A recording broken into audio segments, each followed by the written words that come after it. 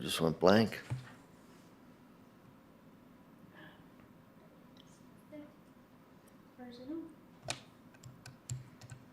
There we go. Good morning, everyone. I'd like to call the Water and Sewer Utility Committee special meeting on Thursday, April 13th, 2023 open. I'd like to call to order. And do we have an approval of the agenda? Mr. Chair, just want to add under new business, not that it has to be dealt with right now, it's just a couple of items. We spoke about this in finance, Richard, on the solar panels out at the Milton Vale well field. Just want to get an update of how it's going to be covered, and it doesn't have to be done today. So we'll put that on the agenda for the next month. Richard, give you time to look into that. Yeah.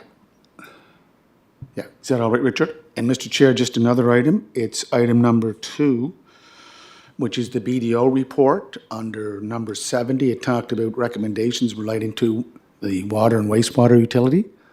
We can just get some information. No, it's BDO number 70, paragraph 70. That's not here, so I will provide it to you and Mr. So just clarification there. What did you want to do? So under BDO report recommendation that the city's position on non-payment of liabilities or obligations, such as incorrectly collecting HS&T amounts, should be presented to council for a policy decision. So I believe that will have to be discussed at this committee, this standing committee, to make a recommendation to council. So we'll put that on the agenda for next month to talk about it at our next meeting, because it's certainly not prepared for anything like that. No, that's it. Anything you'd like to add to the agenda? What is it, 24 hours? Certainly give us a call, give the manager a call, and we'll put it on so we can be prepared. This at the last minute to talk about this, I don't think the manager, I don't think it's fair to, he's got to get some background information here for it, so. No, and I'm not, Mr. Chair, I'm not obligating him or the committee.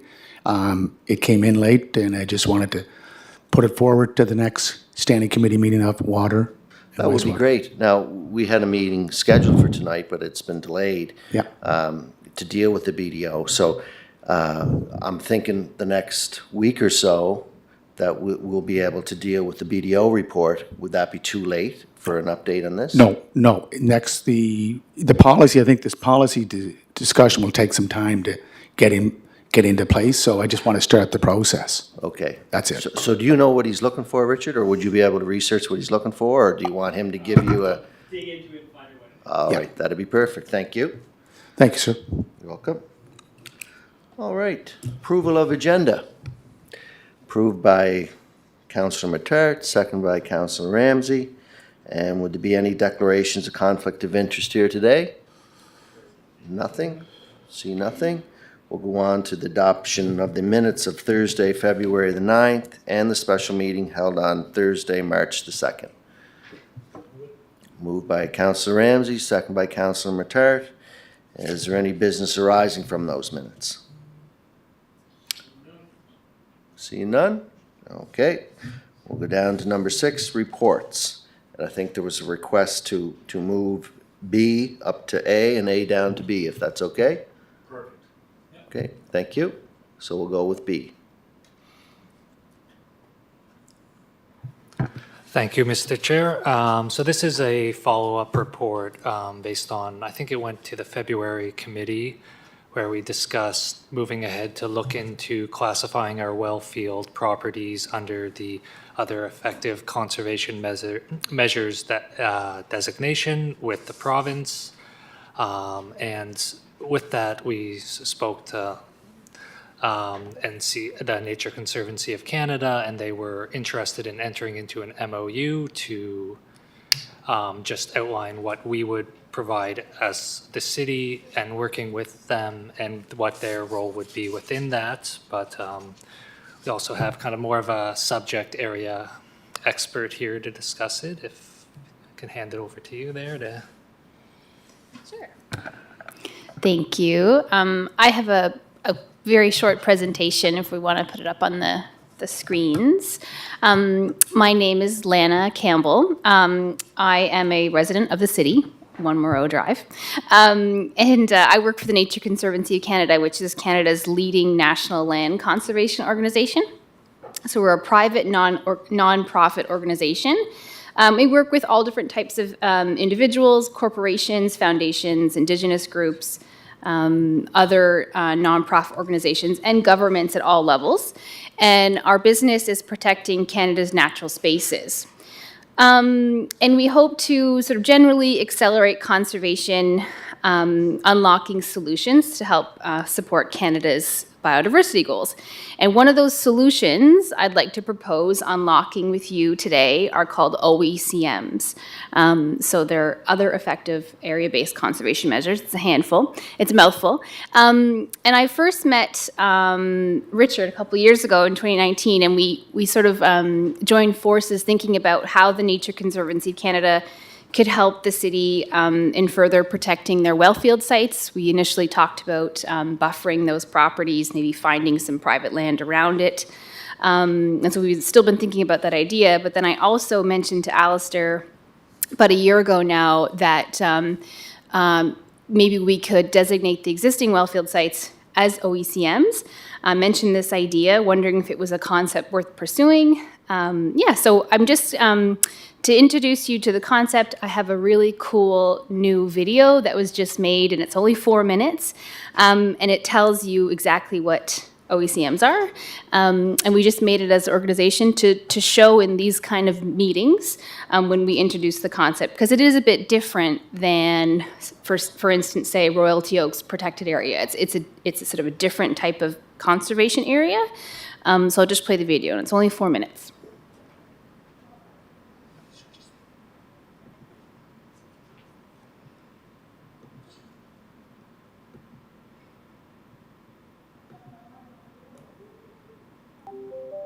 Biodiversity loss.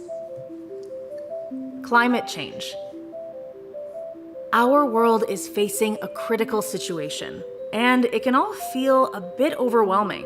The good news is, we have an incredibly powerful ally to help face these challenges, and it's all around us. Nature. Nations around the globe are taking steps to accelerate the conservation of biodiversity. This means working to conserve the variety of species and ecosystems on Earth. One of Canada's commitments is a 30 by 30 target to protect or conserve 30% of our lands and waters by 2030. So, how will we do that? One way is through protected areas, lands and waters managed with the main goal of conserving nature. You might think of places like national or provincial parks, but protected areas can also be privately owned or governed by Indigenous peoples and local communities. Protected areas are integral to biodiversity conservation. But alone, they're not enough. So, what else can we do? Well, for one thing, there are some places being managed for goals other than conservation that are actually supporting rich and thriving biodiversity. So we can recognize and support these areas too. They're called Other Effective Area-Based Conservation Measures. This may sound confusing, but it's actually all in the name. They are other areas that aren't formal protected areas that are effective in delivering biodiversity conservation because of their management measures. They can also be called OECMs, or Conserved Areas for short. Think of them as a win-win for people and nature. These are lands where people live, work, and play. And they contribute to our 30 by 30 target because they provide conservation benefits equivalent to those of protected areas. So, that means, like protected areas, their boundaries are defined, they're long-term, all threats to biodiversity are managed, and ultimately, species and ecosystem diversity are conserved. It's just that with OECMs, conservation isn't their main purpose. An OECM could be a watershed managed for drinking water supply, or perhaps native grasslands used for ranching. Maybe an area of managed forest, permanently set aside from commercial harvesting, or even land designated for research. Some Indigenous nations and communities are also exploring OECM recognition to reaffirm and support their rights and relationships with the land. Working with landowners, managers, and rights holders, we still have more to learn about the variety of landscapes that do or could fit the OECM definition and how these areas can be supported through recognition. At the end of the day, some areas where meaningful conservation action is happening won't fit as protected areas or OECMs, but they're important too. Because while we have a 30 by 30 target for protected and conserved areas, we really need 100% of our lands and waters to be managed in a way that supports resilient landscapes for people and nature. We are all affected by biodiversity loss, and we all need to be part of the solution. When nature thrives, we all thrive. The Nature Conservancy of Canada is working to accelerate recognition of OECMs across the Canadian landscape. Learn more at natureconservancy.ca. Yeah, so that's my new little video. I didn't make that video, a colleague of mine made it. And I just wanted to show you that video today, again, hot off the press. You might be the first group to see it, that they're different from protected areas, but they are really growing on the global stage. Okay, I just wanted to sort of like outline a little bit of our partnership. We'll put my slide back up, if that's okay. And so the Nature Conservancy, we work on protected areas, but OECMs is a new space for us, and we do things like this all the time. We facilitate conservation. So I just wanted to outline a little bit of like what of each of our roles could be. So we are in a position to make recommendations based on what we are seeing elsewhere. So we are a countrywide organization. And I first proposed this idea to Alistair based on what a colleague is working on with the city of St. John in New Brunswick. So they are going to be applying this concept to their wellfield sites as well. They have far bigger wellfield sites than the city of Charlottetown. But we, in general, are really connected to how this OECM designation is being applied across the country.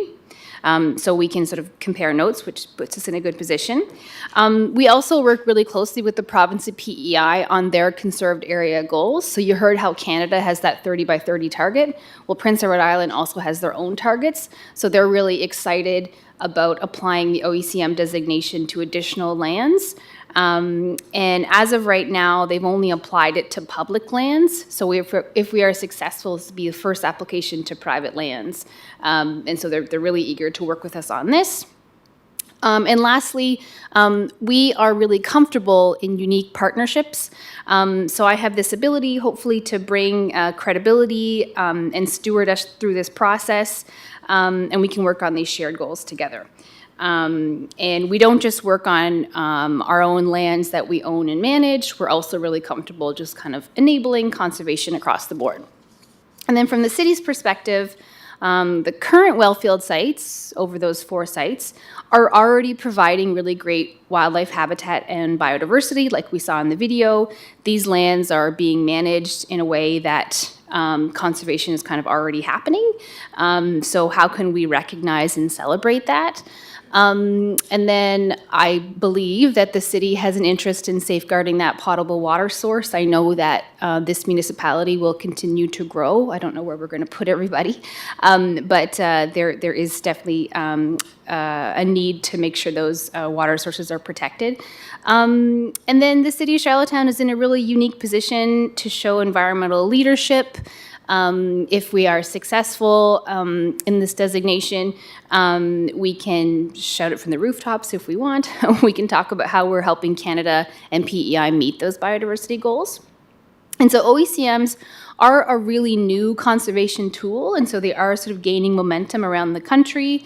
But we can set the stage for this concept here in Atlantic Canada. Like I said, a colleague of mine is doing it in St. John, New Brunswick, and we hope that other municipalities will follow suit. I have been talking with the province. They know that we're hopefully going to work together, and then if we can achieve it here in Charlottetown, we may work with other municipalities on the island that have wellfield sites, and they may sort of like replicate our process. We could be the first out of the gate. I'm also told that NCC is not working on any other OECM municipality partnerships anywhere else in Canada. And so I think it's unique to Atlantic Canada because we have this wonderful East Coast hospitality. I was even asked today if I wanted lunch. I was invited to this meeting. So I think that we have this proximity that we can sort of start paving the way for other parts of Canada. And then just like to close on the next steps, like Alistair mentioned, we did prepare an MOU. It's mostly just our start work order. It's a piece of paper that says this is a new partnership for us. We've never worked together. In my knowledge, I've only been working here for 5 years on the island. But it's a document that describes, how we're going to work together. And once this is signed, it kind of means that we can begin the technical work. And so we work with water and sewer staff to sort of look at the details of the lands and how they're being managed. I would be the go-between with the province of PEI, just kind of like working through pieces around the technical piece. And so today is just sort of an invitation to see if we want to discuss these wellfield sites being identified as OECMs and work with the province. And we have this advantage to sort of hopefully work alongside what's happening in New Brunswick. We might get out of the gate before they do. So I think it's a new concept, and it would be our first time working together officially, which I'm also excited about. And maybe we'll still be able to buy some private land near some wellfield sites too. So that's just my presentation today. Happy to take questions. Well, thank you very much, Lana. That was a great presentation, and it's certainly great to hear that we could be the first in Canada, and I give credit to the manager here of working with you. That's awesome. Would anybody have any questions or concerns you'd like to bring up or ask Lana? Councilor Tarrant, go Thank you. ahead. No, I think I'll second that. Thank you for the presentation, very enlightening. Also, really exciting to potentially have the opportunity to be partnering with NCC and being the first in Canada, Atlantic Canada. So I think it's a really good opportunity. I'm trying to look at, the downside to this. Yeah. I'm not seeing a downside, but I think that would just be, all positive outlook on this particular initiative. So thank you very much. I just wanted to recognize your presentation and your presence here today. Mr. Chair. That's great, Councilor Tarrant. Thank you. And the mayor has a question, I'm sure. Alana. Go ahead. Oh, yeah, I always have questions, like we do in this chamber, which is great. Lana, could I ask a question about the MOU? Did we vet this through our legal counsel? We're getting into more and more contracts that we have to ensure that, all the Ts are crossed, the Is are dotted. I'm sure it's a straightforward procedure that most municipalities, Yep. jurisdictions will do. Have we done that, or are we going to do that, Richard or Alistair? Yes, I think we can certainly do that. There was a piece in the beginning about whether there's kind of a duty to consult with the local Indigenous community, and we had a few back and forth emails, so I'm not sure where we landed with that. So I think that might be something we want to discuss with our legal counsel and. Yeah. And Mr. Chair, that's why, again, we have to be concerned about Indigenous rights and with our working with our truth and reconciliation efforts. It's in every terms of references for the standing committee. So I think this is an opportunity just to vet that through that legal system that we call our legal counsel. And other than that, I looked at, Richard, it said 176 acres or hectares? Yeah. Could you clear up? So I was actually looking at it this week, and it varies from a few different sources. I was looking at our GIS, like our mapping software, and comparing it to like the PEI Land Online, which is a public source, and the actual amount of hectares varies a bit between those two sources. So I'm not sure. I'll have to discuss with Richard and maybe our GIS staff to figure out which one we want to go with, which one's the most accurate. And there is a section in the Schedule A on the agreement where I'll include a map of those sites in the final agreement, so we all know where we're talking about. And as for 4, it might actually be 5 or 6 pieces of land. A lot of them are adjacent in the same well field, but we'll get to the bottom of that for the agreement as well. Yeah, and the reason I asked Mr. Chair, the reason I asked the question, because if we do future development on that well field in Milton Vale, for example, that means we have to dig more wells, we have to put up structures to, provide the transfer of the water from the well to our system. And also, Richard, as I asked under new business about the whole issue of our solar panels, if we want to add more solar panels, then that means we're going to have to use, and we're going to encroach on this land that we're trying to protect. So I just want to make sure that we have if you know what I'm saying about this, and Alana, is that if you look in Summerside, they have a solar panel farm that they built on a site that can't be built on because of environmental reasons. But I'm sure it is part of the ecosystem. Definitely. And so we'll definitely look at all those elements for sure. So I recognize it is still a working landscape. And so those are kind of be all the technical answers that we'll go through with the province. But I think that all of those things still qualify it as an OECM. Thank you, Mr. Chair. Welcome. Any other questions? No? No, I just want to thank Lana too for her presentation. Mr. Chair, it's fantastic and we hope everything's going to go forward. Thank you. Thank you. So where do we go from here, Richard?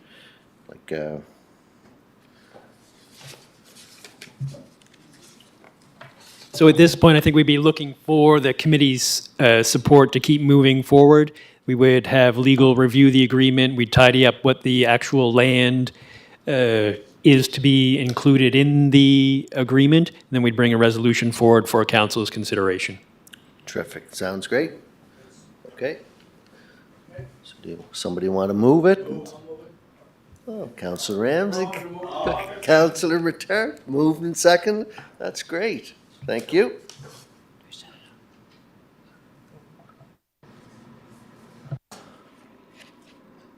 So that concludes this part. Thank you very much for coming in, Lana. Alistair, thank you for your presentation.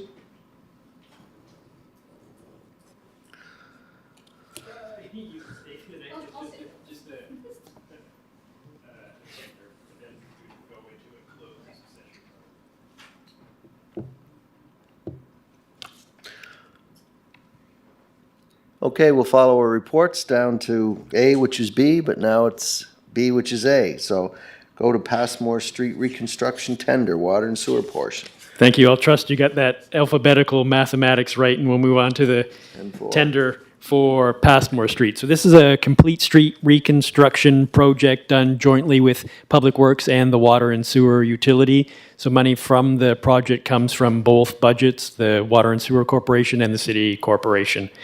We had 2 responses to the tender, and the recommendation is to go with the low tender from Island Coastal. The project split, the utility had budgeted $875,000 in our capital budget, but we'll need $1.035 million to complete the project. So we'll have to look for other projects where we can do a budget transfer to go forward with this project. Thank you, Richard. Did you have a chance to look at it, or is it just other projects that will be coming forward that we'll try to scale back a little bit? Exactly. I'll look at probably 3 projects and pull money from each of those projects in the hopes that those come in under budget. Okay, so this is no new money, it's just budgeted money.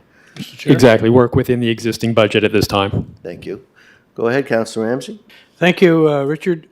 You're saying it's a joint project between Public Works and Water and Sewer. So Water and Sewer is putting in 1.35? And Yes. Public Works is doing the remainder? Is that Yes, what you're basically saying? That is correct. So actually, the utilities portion is a little bit over what we had budgeted, and Public Works portion is under what they had budgeted. So they have to find some cash too, I guess. Nope, they have enough in their budget, but the water and sewer utility budget wasn't quite enough. Okay, thank you. Thank Mr. you. Chair, Any just other on that, questions? I Richard. guess the mayor has another question. Go ahead. So the million is with the Public Works, and one point, I'm looking at our capital budget for 23-24, and No, 1 million is for our budget, and 1.1, I believe, is with Public Works. So, and the tender is 1.6 million. So you're going to take money of our portion, it's 1.3, did you say, or 1.03? 1.03. That's our portion. Yes. And the tender, and in the amount of, yeah, so it's only 30, we're still within the budget. It's only Yes. up by 35,000. Yes. So, I mean, water and sewer, we didn't budget enough, but Public Works Yeah. had budgeted. I mean, combined, it comes in so that it is within what we had budgeted. Yeah. I'll move it. Okay, that'd be great. Moved by the mayor, second by Council Ramsey.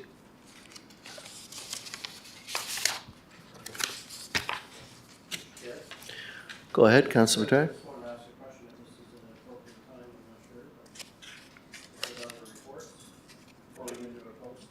Are you, Sorry. Just wanted to ask a question before we go into a closed session, if that's fine. sure. In looking at, there's some work that's going to be done in the coming weeks here on Park Street to join Beach Street. Combination of that. Are you aware of is there any planned work from a water and sewer perspective for any drainage work that'd be done on Beach Street as part of that project? And maybe a question for Mr. Chair for Public Works, but I thought it kind of seems very similar to this work here with Passmore, so I thought maybe it'd be a time to ask that question. Sure. We could ask the manager if he has a comment. I think the mayor has one too, so. So on the drainage piece, it would be Public Works that looks after the drainage, and we reviewed the water and sewer, but it's kind of it's a connecting piece that they're doing at the bottom of those streets. So no water and sewer is included in that upcoming project. So the drainage aspect of it from flooding would be a Public Works question, more so than a utility market. Okay, thank you. Yeah, Thanks for so that clarification. Public Works looks after stormwater, which is the overland flow, and the water and sewer utilities for drinking water and the wastewater. Okay, thank you for that clarification. Thank you. No questions? You good? No, we're ready to go on closed session. That's just yeah, it's strange. So that concludes our open sessions. I think we just get an updated version. Nothing top secret, just an updated version on a couple of projects that we're going to look forward to. So we're going to ask to move into a closed session as per section 119(1), subsection E of the PEI Municipal Government Act for an update. Moved by Councilor Ramsey, second by Councilor Matart. Thank you. We'll go into close now.